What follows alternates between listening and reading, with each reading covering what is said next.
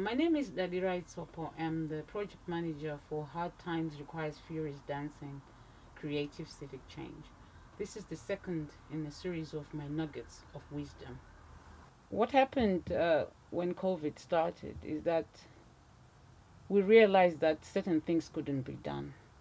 But I think as human beings, we were stubborn in thinking that we could restart it in a matter of weeks. It wasn't weeks.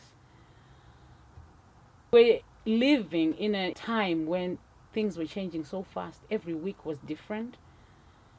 And instead of sticking with the residences, for instance, the school residences that we had, we realized we had to abandon that and repurpose our energies, something that was working in the time that we were living in.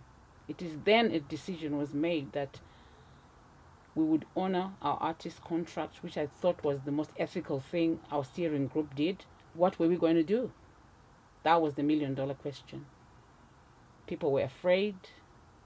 People were skeptical about what else could we do when we had spent time planning for residencies.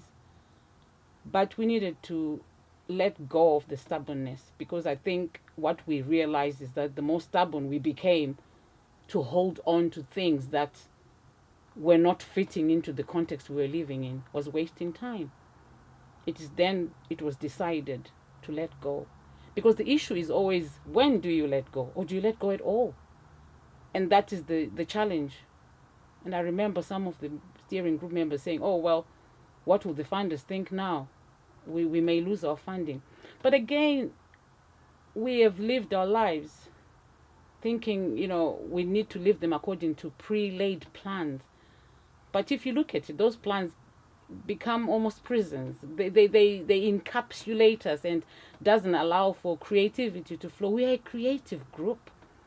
So in letting go of the stubbornness that, has become synonymous with human existence, we freed ourselves from those clutches. We freed ourselves to be creative, to seek for community voices that spoke of creativity.